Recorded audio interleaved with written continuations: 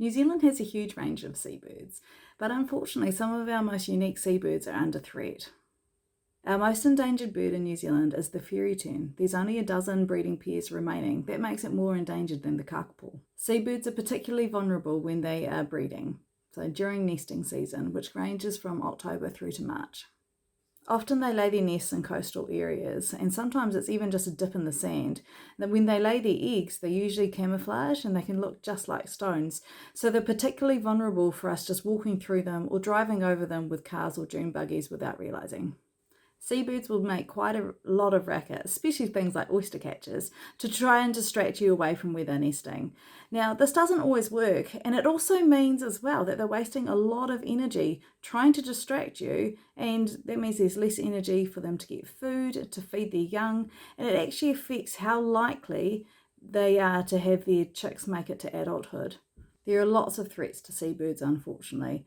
The main ones are habitat destruction, and that can be through coastal development, but also us driving our dune buggies and cars, motorbikes, etc. on the sand dunes, especially during that breeding season. Entanglement in rubbish, eating rubbish, introduced predators such as stoats and rats, and our dogs, unfortunately. Now, we can help our seabirds by making sure we reduce the amount of litter. Doing things like beach cleanups and ocean cleanups really help.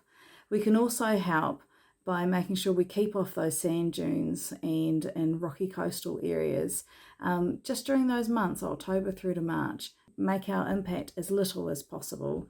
Also, if you can be part of a local trapping program, especially along the coast, that really helps increase the likelihood of a successful nesting season. Now, I know one of our favourite pastimes as Kiwis is fish and chips on the beach. I love it. My family loves it. But one of the things that we tend to do afterwards is to throw out our chips to seagulls. And we've trained seagulls to come and beg for our food while we're eating. Now, unfortunately, just like fish and chips is not the healthiest meal for us, it's also really not healthy for them. The tarapuka, which is our black-billed seagull, is highly endangered.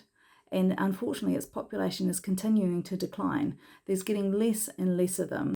And they are one of the birds that will hang around trying to beg you for your fish and chips. Now, if we continue to feed fish and chips to seagulls, what ends up happening, instead of eating the food they should be eating, like crustaceans, like fish, like insects, they are only eating potato, and fried potato at that, which just doesn't have the nutrients to give them a balanced diet. So they can get really ill, they can get sick, and they can die from it. So next time you're at the beach, think twice before throwing the rest of your chips out to the seagulls.